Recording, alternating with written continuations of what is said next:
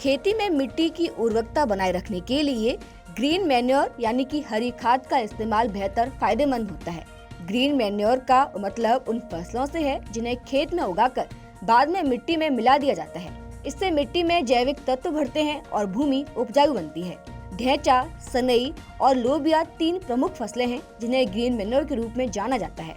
आज के हमारे इस सलाह मशवरा के एपिसोड में जानते हैं कि इनकी बुआई का सही समय क्या है और प्रति हेक्टेयर कितने बीज की आवश्यकता होती है। 1 हेक्टेयर खेत में ढैंचा की बुआई के लिए 50 से 60 किलो बीज की जरूरत होती है। बुआई के समय की बात करें तो ढैंचा की बुआई का सबसे अच्छा समय अप्रैल से जुलाई के बीच होता है। इस बीच किसान इसकी बुआई कर सही उत्पादन ले सकते हैं। साथ ही इसकी खासियत की बात करें तो ढैंचा मिट्टी में नाइट्रोजन की मात्रा बढ़ाता है और खरपतवारों पर नियंत्रण रखता है। इसे 40 से 50 दिन बाद जब यह हरा भरा हो जाता है तब खेत में जोतकर मिट्टी में मिला देना चाहिए। इससे खेत की उर्वरकता में सुधार होता है। सनई की बुआई के लिए 1 हेक्टेयर खेत में 60 से 80 किलो बीज की आवश्यकता होती है।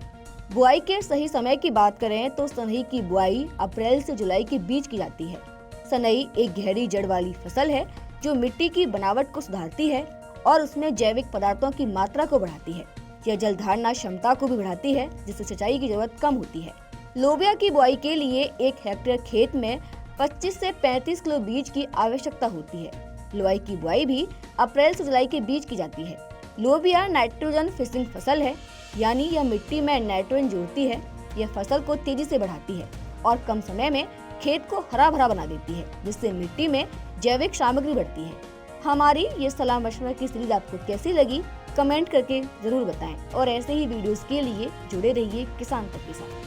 अगर ये वीडियो आपको पसंद आया है तो इसे लाइक जरूर करें। अगर चैनल अभी तक सब्सक्राइब नहीं किया है तो कर लें और नोटिफिकेशन पाने के लिए बेल आइकन भी दबा दें।